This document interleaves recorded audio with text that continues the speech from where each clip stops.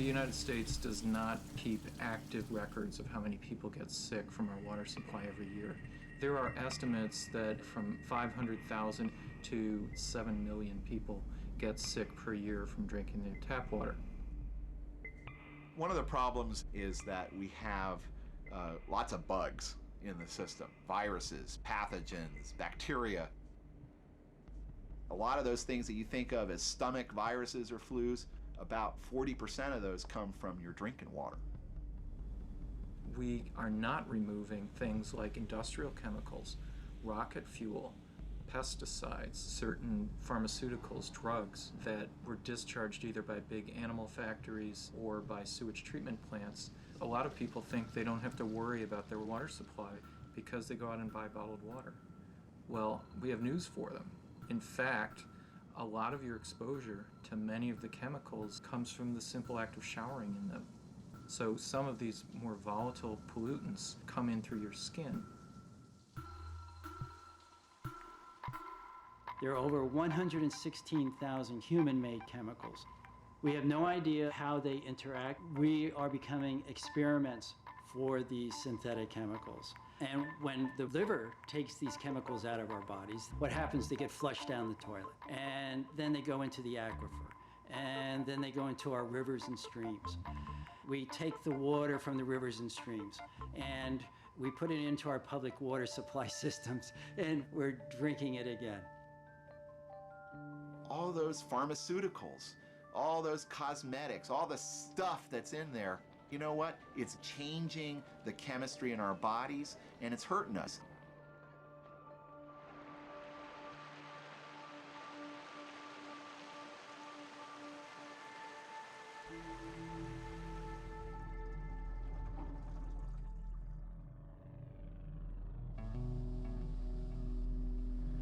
For the last 30 years, since the Green Revolution brought chemical agriculture to India, there are two problems that it has created for water systems. The first problem is the crops are actually highly inefficient in water use. They need lots of water to dissolve the chemicals, and that means 5 to 10 times more water is used to produce the same amount of food. 70% de la consommation mondiale est d'origine agricole, 20% d'origine industrielle, 10% les usagers domestiques. C'est les usages agricoles et industriels qui font qu'on a besoin de plus en plus d'eau pour faire pousser les choses qui ne devraient pas pousser à tel endroit. Et évidemment, pour faire pousser tout ça, il faut aussi des engrais, des produits phytosanitaires, de la chimie. Et évidemment, la chimie avec l'eau et dans les terres, ça ne fait pas bon ménage.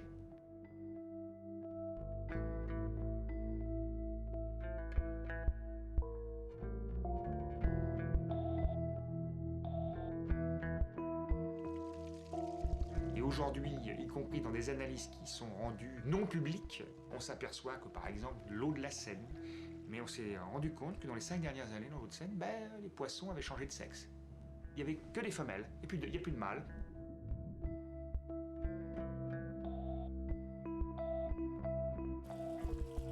Le problème c'est qu'on n'a pas de solution, puisqu'on faut toujours boire de l'eau. Hein. Même si vous croyez en Dieu, malheureusement la pollution elle est diffuse. Hein.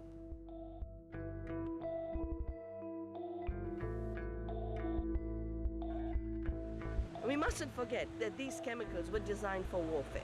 They are the ultimate weapons of mass destruction. Every one of them came out of the war system. Now they are in our drinking water. Ça peut paraître exagéré, franchement ça ne l'est pas. Et tout ça c'est pas dans 50 ans, dans 100 ans, on est en pleine actualité.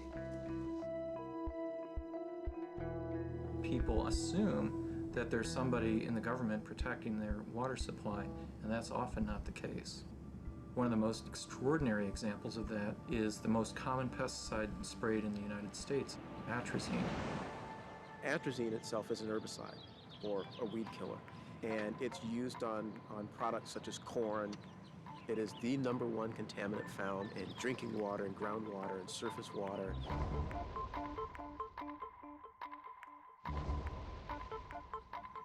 Initially, we were contracted by Syngenta, the makers of atrazine, and their interest was in trying to understand whether or not, so they said, whether or not atrazine could function as an endocrine disruptor, meaning Could it interfere with hormones such as thyroid hormone, testosterone, estrogen? We found that atrazine had a number of effects, but most significantly, atrazine demasculized the exposed male frogs. I would even say chemically castrated. We went on to show that in addition to being demasculized, they were also feminized. So in other words, male amphibians would grow ovaries and even produce eggs. Fish show similar effects. Their sperm counts drop and they start to make egg yolk protein. Does that mean that atrazine is causing a global decline in sperm counts in men? Again, the experimental and the epidemiological data suggest that atrazine may play a very significant role. It's also associated with prostate cancer and some of the factories that produce atrazine, as well as with breast cancer and some studies that look at women whose water is contaminated with atrazine. One big concern might be fetuses that, in effect, are living in water. So if that fetus gets exposed to a chemical, it's constantly drinking its amniotic fluid. In the entire European Union, atrazine has been banned.